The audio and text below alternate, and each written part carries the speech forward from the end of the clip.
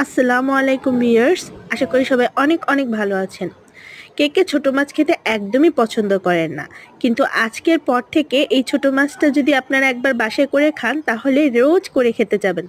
এটা হচ্ছে একদম ছোট মাছ, সেগুলোকে একদম সিম্পলি লবণ, হলুদ আর সামান্য মরিচ গুঁড়ো দিয়ে মেখে নিলাম। একদম সিম্পলি এটাকে মেখে নিলাম, যে যতটুকু ঝাল খাবেন ঠিক তত মরিচের গুঁড়া দিবেন। তারপর একটা একদম সিম্পল প্যানের মধ্যে অল্প করে তেল নিয়ে নিলাম। খুব বেশি তেল নিব না, মোটামুটি একটু তেল নিলেই হবে। আর এই তেলের মধ্যে আমরা এই মাছগুলোকে, যখন তেলটা একদম গরম হয়ে যাবে, মাছগুলোকে ছেড়ে দিলাম। আর মাছগুলো একদম কড়া কড়া করে ভাজতে হবে, তাহলে এটা খেতে অনেক মজা হবে। আর মুচমুচে করে মাছগুলো ভাজতে এমনিতেও খুব মজা লাগে। আর যারা আমার বাচ্চাদের মতো ছোট, তারা খুব সহজেই বাচ্চারা এই ছোটো মাছটা খাবে। তারপর একটু পেঁয়াজ আর একটু মরিচ কেটে সেই মাছ মাখানো ইয়াটার মধ্যে আমি মেখে নিচ্ছি।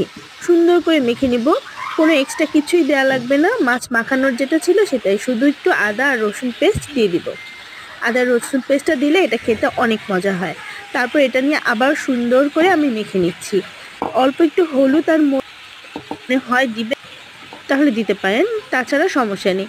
এই তো সুন্দর করে আমরা মেখে নিলাম। বিশেষ করে যারা ব্যাচেলর থাকেন তাদের জন্য তো খুব ইজি প্রসেসে মাত্র 10 মিনিটেই এই মাছটা ফ্রাই করে একদম ভাজা ভাজা করে রান্না করা যায়। আর ওই যে আমরা রেখে দিয়েছি, ওইটা আমরা কিন্তু এখন দেবো না, একটু পরে দেব। যখন মাছটা একদম ভাজা ভাজা হয়ে যাবে, মুচমুচে হয়ে যাবে, তখন আমরা ওই পেঁয়াজ মরিচগুলোকে দিব।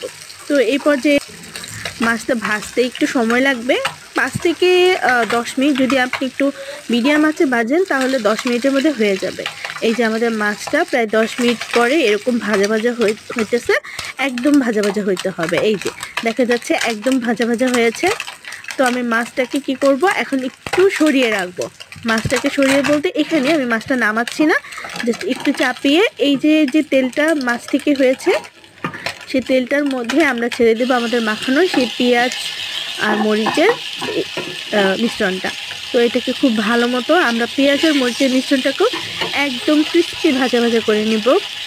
সুন্দর মতো একটু সময় নিয়ে এটাকে ভাজবো, যেন সুন্দর মতো ভাজা হয়। যেহেতু এখানে একটা আদা রসুন পেস্ট আছে, তাই এটা একটু ভাজতে একটু দেরি হবে। তারপরে এই তো সব কিছু যখন একদম ভাজা ভাজা হয়ে যাবে, আমরা সবগুলো একসাথে মিক্স করার পরে এরকম একটা হবে। আর এইটা গরম ভাত দিয়ে খেতে এত যে মজা! আর যে কেউ বাচ্চা থেকে বুড়ো সবাই এটা খেতে খুব পছন্দ করে। যেহেতু মাছটা ভাজা হয়ে গেছে বেশি, তাই এটাতে তেমন কোনো কাটাই নেই, আর খেতে অনেক মজা। আসসালামু আলাইকুম, সবাই ভালো থাকবেন। আল্লাহ হাফেজ।